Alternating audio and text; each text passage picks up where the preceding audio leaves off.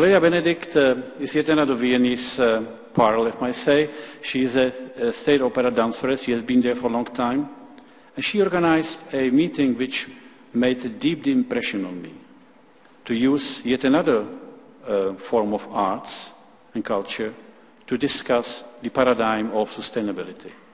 And I'm pleased to welcome Gloria here tonight to tell us how she sees being trained as a dancer and scientist to our mission.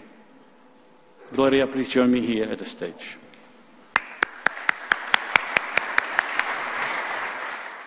Sehr geehrte Damen und Herren, distinguished guests, back in October, it occurred to me that I should tell my story about life on the edge of dance and social science. And back then, I didn't quite know where it would take me.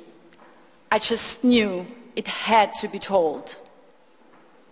It is my great honor to share it with so many of you today, whose work I've admired for many years.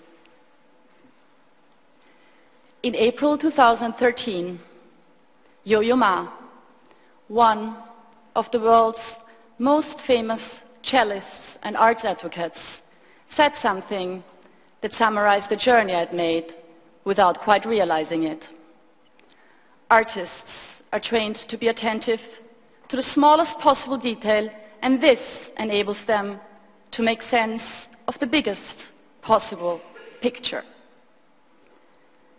For the past 19 years, I've spent nearly every day training the body to become a tool of expression, to communicate what words cannot convey in order to eventually start seeking out the truths in our world.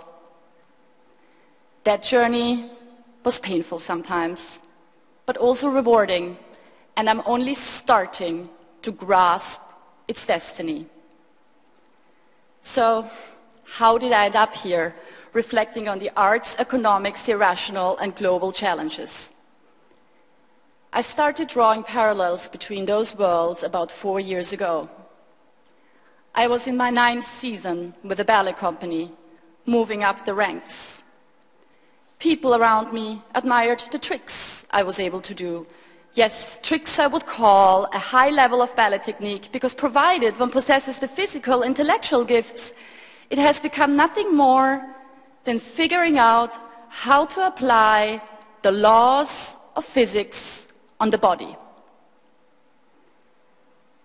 So here I was, making my childhood dream come true, and at the same time realizing that it had become meaningless unless I would now find a way to apply meaning to the skills I possessed. And then I, also a student of international relations and government, suddenly saw the bigger picture to my artistic crisis. It was just like the growth dilemma. We, in the Western world, had hit the limits of growth. It was time to change our outlook, time to start thinking about how to apply meaning. And while I was commuting between applying the laws of physics in the body and studying the changing world order on a daily basis, I became increasingly restless. I'd grown up in an ivory tower where I was told that it was our role as dancers to enchant audiences, to tell stories, to interpret the music. And perhaps this had been enough in the relatively quiet decades we had passed. But a new era had started, and was it therefore also time for us as artists to start making a difference again? Didn't we need dance to mediate and communicate, and economics to serve people and not the other way around?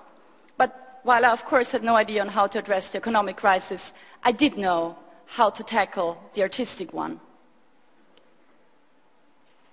I left the structured company life. It's a crisis, I told friends, but a good one. Now I have to go and find a way to apply everything I've learned for the past decade. It didn't take much time for me to realize that the contemporary dance world wouldn't offer a breeding ground for my visions. Highly minimalized movement-wise and perhaps even less concerned about mediating and communicating, it struck me as another ivory tower, just as the world of economics seemed to be split into believers in the status quo and anti-capitalists. I wanted to be a reformer, not a revolutionary. The world, I kept on thinking, is in a fragile state right now. We cannot afford a revolution, but we desperately need reform. There had to be a middle ground. So, where did I end up? Amongst other things, I became Edith Schiele in the Dutch production of the dance film Egon. The research process took me on an emotional journey back to my cultural heritage and also back to an era that could teach us so much about what could lie ahead of us.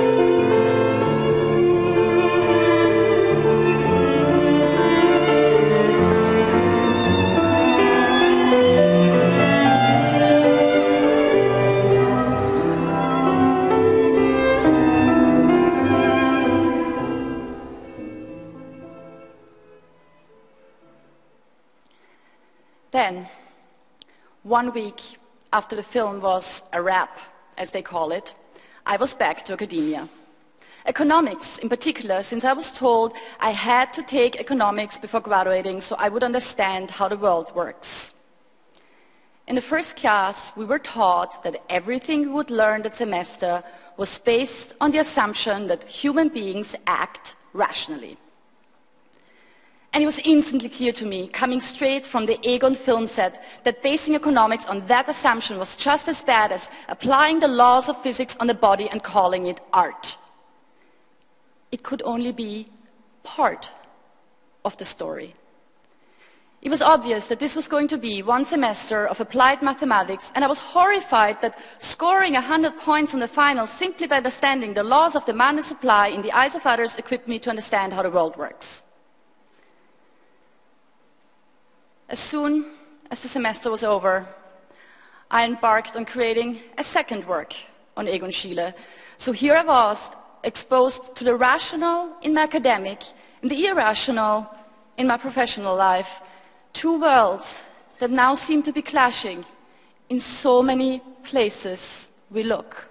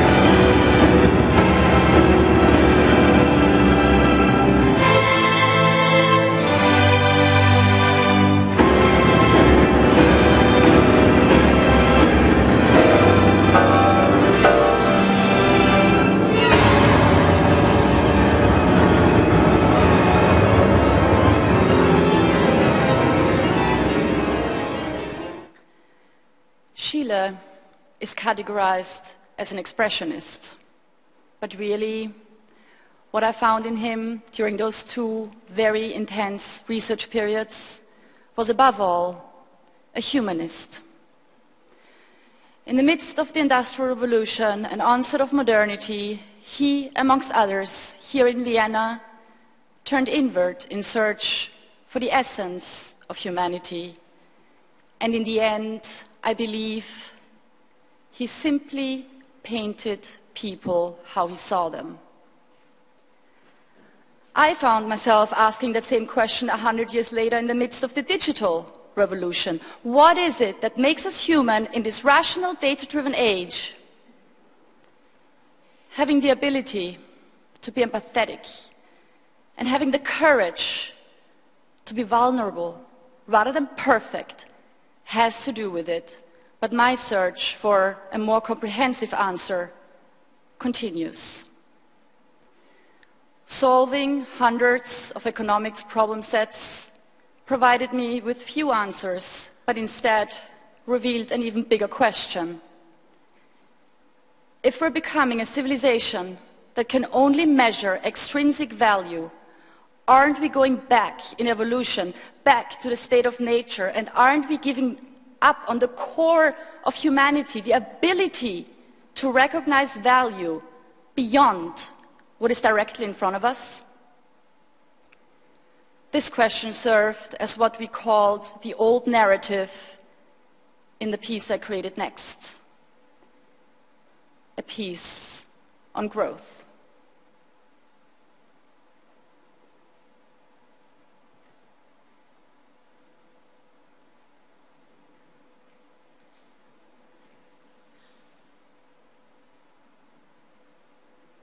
Robert Kennedy on growth. GDP measures everything in short, apart from that which makes life worthwhile.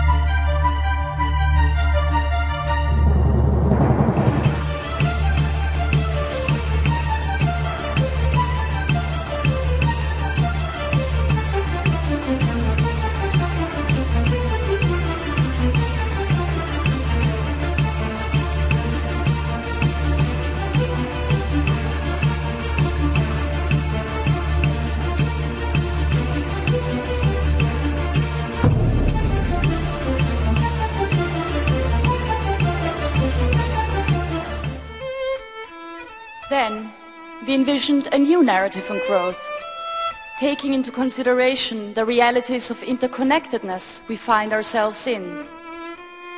That we can only move forward if we truly embrace one world in which we work together. Implementing that shift in consciousness will require courage and risk-taking, and it will be a constant balancing act.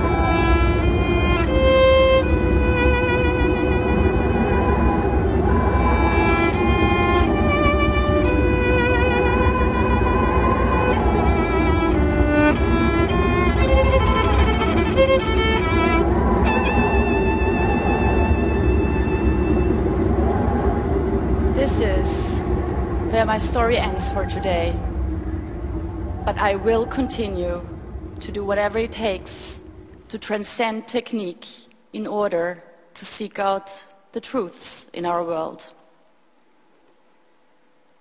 Both economics and the arts seem to have lost their holistic nature.